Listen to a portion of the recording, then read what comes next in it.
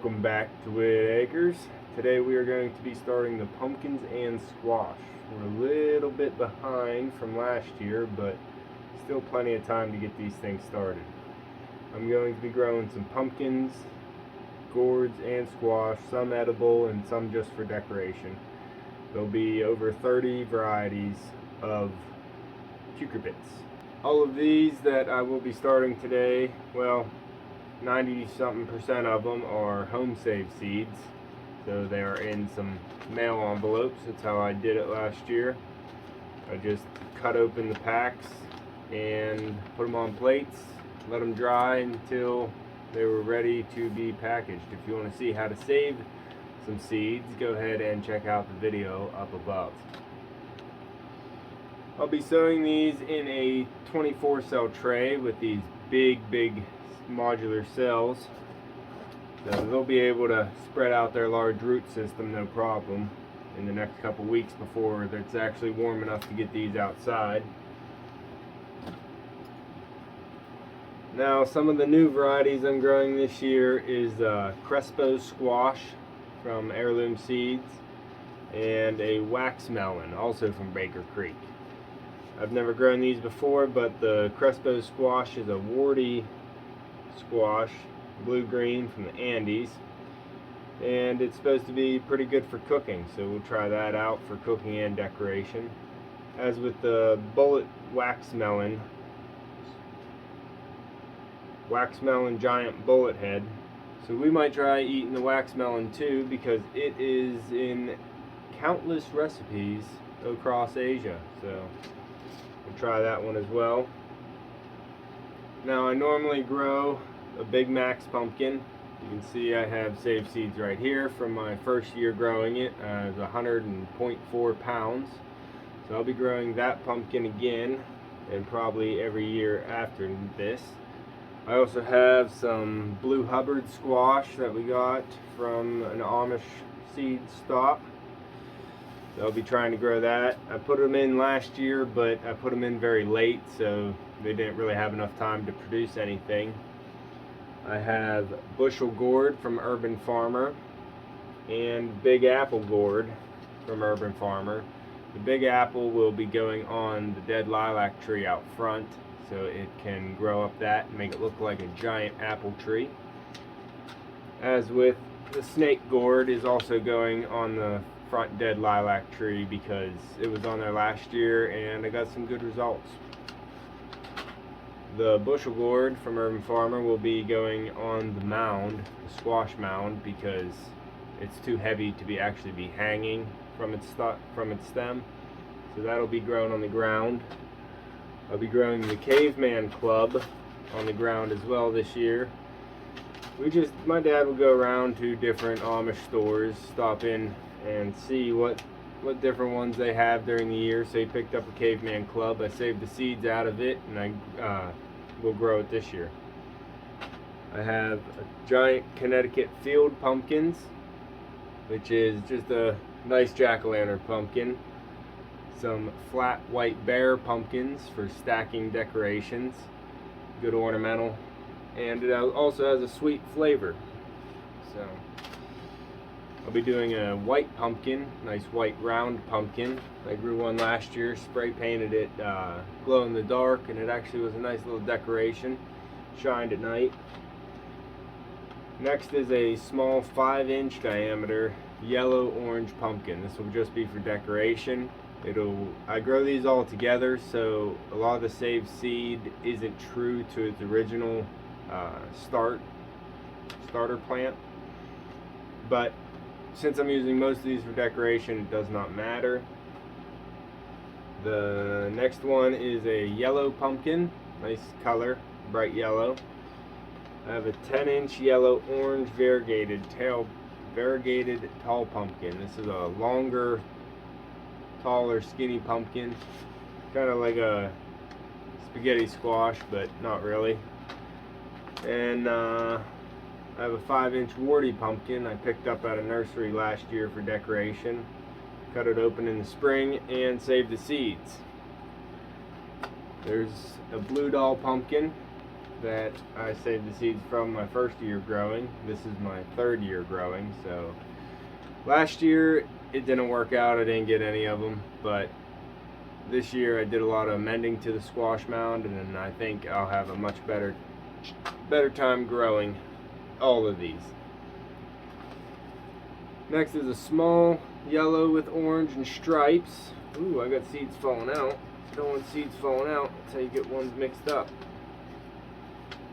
This goes to show you that mail envelopes are not the best method for saving your seeds.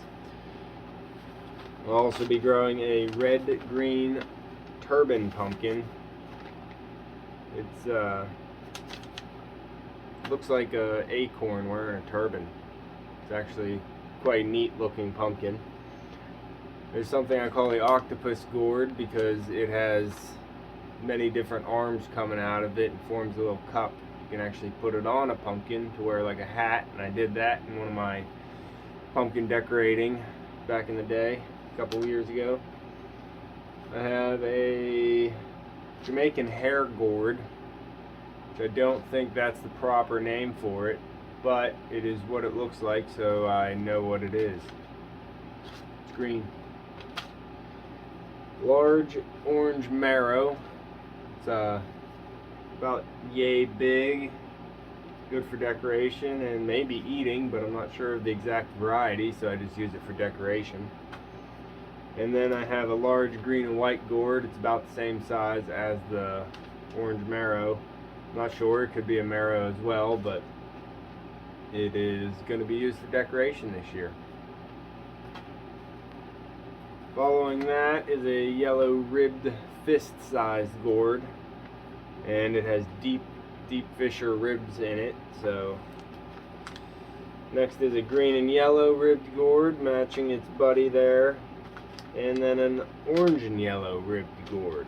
So many different little gourds, same with the green fist gourd and the ribbed orange and yellow and green.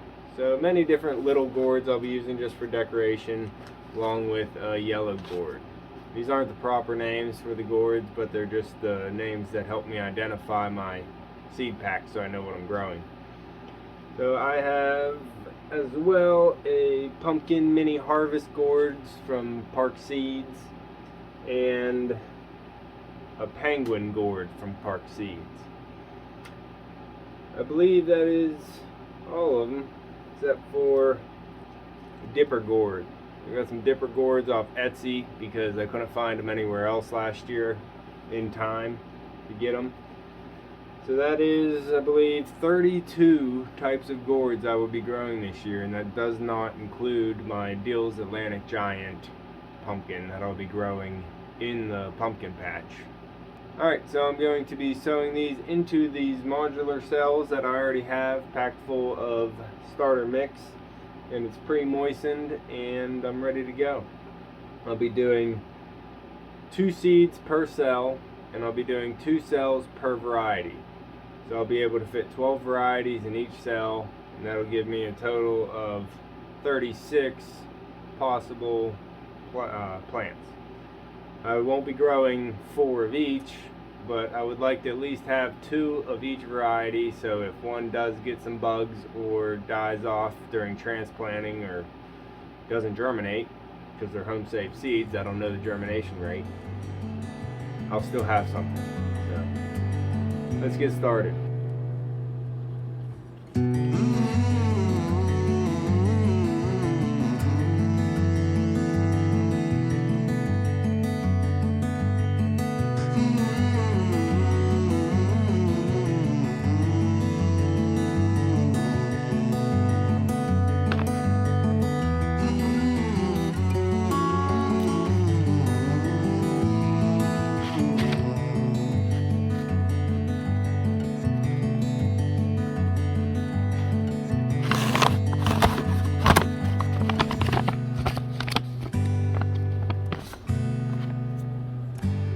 That's the first tray sewn in. You can see I just laid all the envelopes right on top of the cells that I am sewing in, so I can go find my seed markers, my plant tags, and then I can write them all down and put them in so I don't lose track.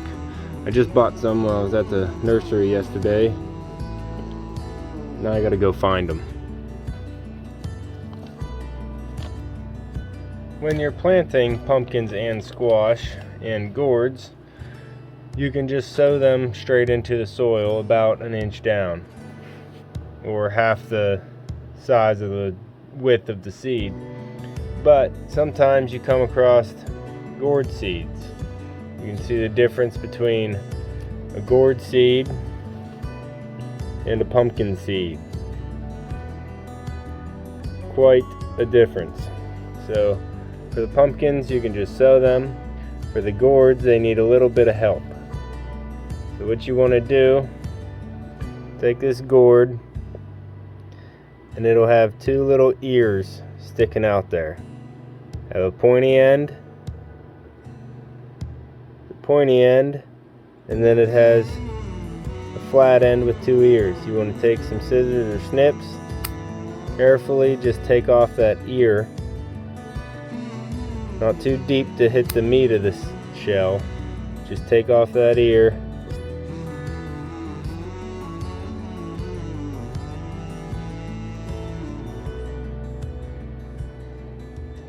Focus, but just like that, so water can start getting into the hard shell. It's hard to focus on the little seed, but take off the ear and then you can plant it just like you do the pumpkin seed. That's what I'm doing. Whenever I come across the gourd seed, I'm just clipping off a little bit of the shell so the water can easily get in there.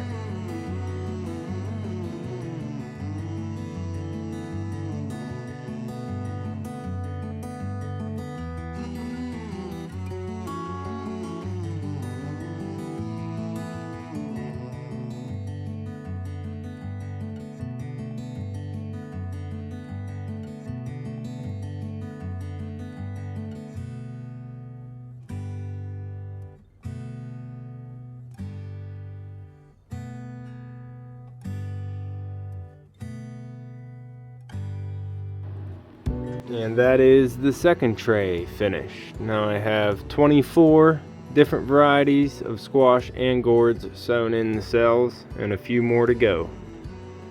All finished sowing all the seeds. So I have 3 full trays of squash, gourds, and melons, pumpkins as well. So now I need to go get my plant labels wherever I put those after shopping yesterday and label everything.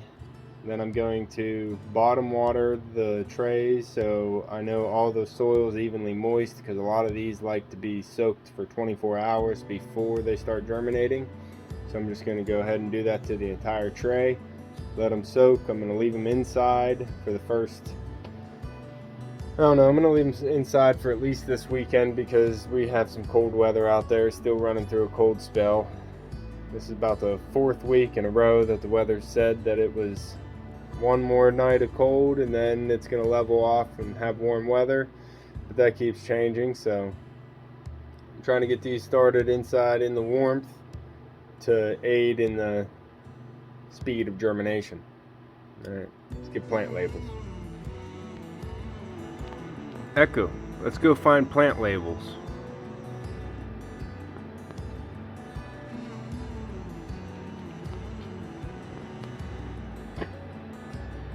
Good boy.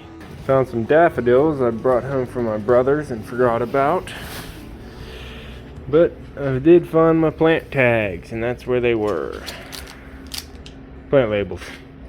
I got some of these Vista bubblegum and some of this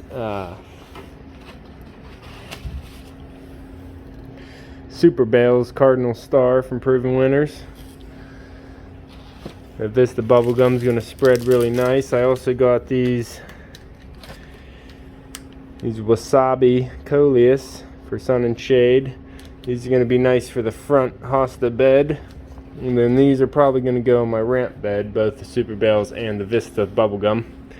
You can see my patio is filled back up with plants because It's cold outside, and I don't want these things to die. Alright, pup, we got them. Out here, got some more proven winter pots for another project. It is cold and rainy outside. Come on, pup.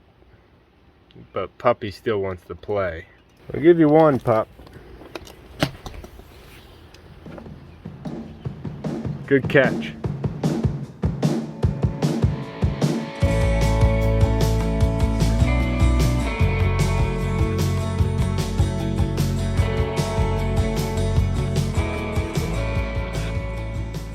Okay, all the pumpkins and squash and melon are now planted that I need for my garden.